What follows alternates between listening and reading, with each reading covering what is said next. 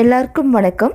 இன்னைக்கு மொச்சைன்னு சொல்லக்கூடிய butter beans அதோட கூர்க்கம் கிழங்கு அரசனிக்காய் சேர்த்து ஒரு பிரட்டல் பண்ணலாம். ஏதாவது ஒரு விசேஷ நாளில் அவியல் கூட்டு அப்படி வைக்கும்போது இந்த மாதிரி பிரட்டலும் வச்சிங்க அப்படின்னா லஞ்ச் ஃபுல்ஃபில் ஆன மாதிரி இருக்குங்க.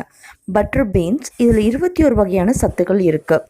இங்கிலீஷ் காய்கறிகளை விட நம்ம நாட்டு பயிறு காய் இதெல்லாம் தான் அதிக சத்து இருக்குங்கிறது உண்மை. என்னதான் பாஸ்தா மேகி அப்படின்னு விதவிதமாக செஞ்சு சாப்பிட்டாலும் நம்மளோட ஸ்டைலில் நம்ம உணவுகளை அடிச்சுக்கவே முடியாது. மொச்சையை நைட்டே ஊற வச்சுருங்க. காலையில் தோலை நீக்கிட்டு அதை நல்லா கழுவி செப்பரேட் பண்ணி இந்த மாதிரி வச்சுக்கலாம். இந்த மாதிரி நீங்கள் செப்பரேட் பண்ணி வச்சிட்டிங்க அப்படின்னா உங்களுக்கு வேலை ஈஸியாக இருக்கும். நிறைய பேர் தோலோடு கூட போடுவாங்க, பட் இந்த மாதிரி பண்ணால் உங்களுக்கு ரொம்ப நல்லாயிருக்கும். அதே மாதிரி இந்த கூர்க்கம் கிழங்கு இது பார்த்திங்கன்னா நிறைய பெனிஃபிட்ஸ் இருக்குது. குளிர்காலங்களில் மட்டும்தான் அதிகமாக கிடைக்குங்க. சீசனல் வெஜிடபிள் ஃப்ரூட் மாதிரி இந்த மாதிரி கிழங்குகள் கூட ரொம்ப அரிதாக கிடைக்கக்கூடியது. ஸோ நீங்கள் எப்போல்லாம் உங்களுக்கு கிடைக்குதோ அந்த மாதிரி நீங்கள் செஞ்சு சாப்பிட்டுக்கலாம். இதில் பார்த்திங்கன்னா மண் நிறையா இருக்குங்க, அதனால் நல்லா க்ளீன் பண்ணிக்கணும். ஓகே, இப்போ இந்த அரசனிக்காய் நம்ம எல்லாருக்குமே தெரியும், மஞ்சள் பூசணிக்கான்னு கூட சொல்லுவோம் இல்லையா. இதெல்லாம் விதை நீக்கிட்டு இது நம்ம மொச்சையோடு சேர்த்து வேக வச்சு எடுத்துக்க போகிறோம். ஓகே, இப்போ நம்ம கூர்க்கம் கிழங்கு தனியாக வேக வச்சு அப்புறமா தோலை நீக்கணும். இதே ஒரு சிலர் என்ன செய்கிறாங்க, தோலை நீக்கிட்டு தனியாக வேக வைப்பாங்க. அப்படி பண்ணிங்கன்னா சத்தெல்லாம் அந்த தண்ணியிலே போயிடும். அப்படி பண்ணாமல் வேக வச்சுட்டு அதுக்கப்புறமா தோலை உரித்து எடுத்துக்கோங்க.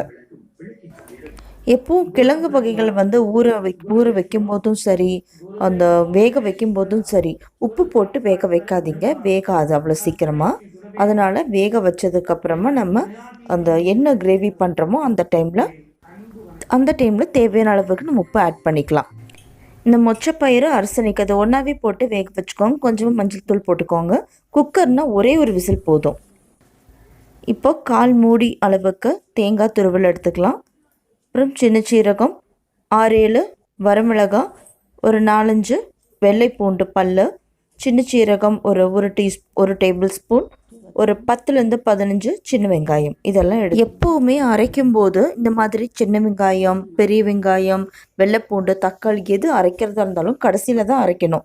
அதுக்கு முன்னாடி என்னென்னலாம் ட்ரை இன்க்ரீடியன்ட்ஸ் வச்சுருக்கோமோ அதெல்லாம் ஃபஸ்ட்டு ஒரு கோர்ஸ் பேஸ்ட்டாக அரைச்சி எடுத்துக்கலாம்.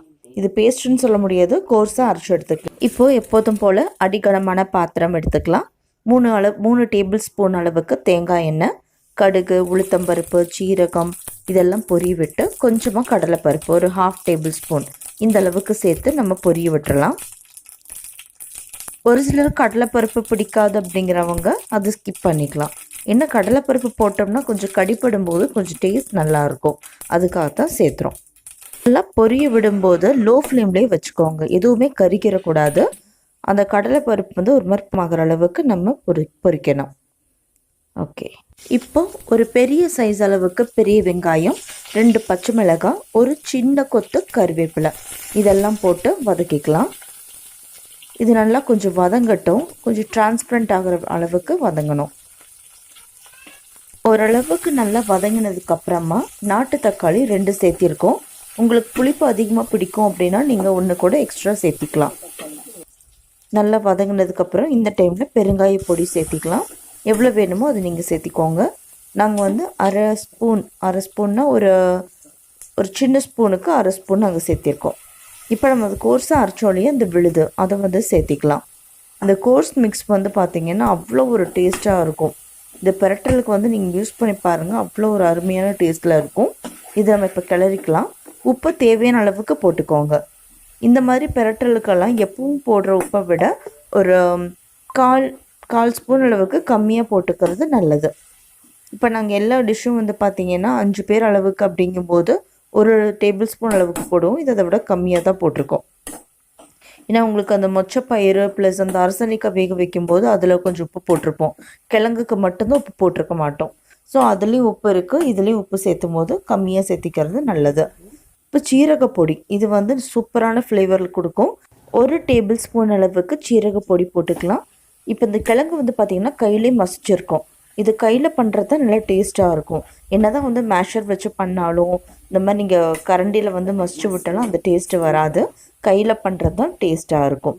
இப்போ மல்லிப்பொடி எதுவுமே தேவையில்லைங்க. குழம்பு தூள், மல்லித்தூள், மிளகாத்தூள் எதுவுமே சேர்க்க வேண்டாம். வெறும் ஜீரகத்தூள் மட்டும் போதும். ஏன்னா காரத்துக்கு வந்து மிளகாய் அரைச்சி ஊற்றிருக்கோம்.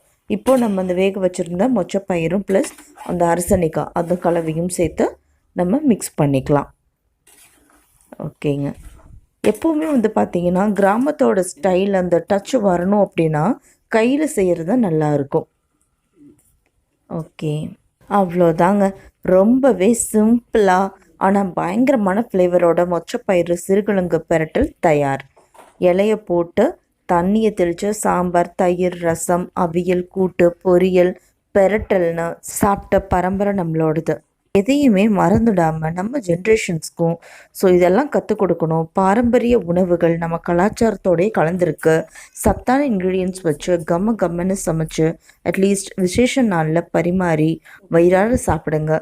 தை திருநாள், பொங்கல் திருநாள் வரப்போகுது. ஒரு சூப்பரான சைட் டிஷ் இன்றைக்கி உங்களோட ஷேர் பண்ணியிருக்கேன். எப்படி இருந்தது அப்படின்னு நீங்கள் கமெண்ட் பண்ணுங்கள், லைக் பண்ணுங்கள். பிடிச்சிருந்ததுன்னா ஷேர் பண்ணுங்கள். புதுசாக வீடியோ பார்க்குறீங்க அப்படின்னா சப்ஸ்கிரைபும் பண்ணுங்கள். Thank you. Thanks for watching.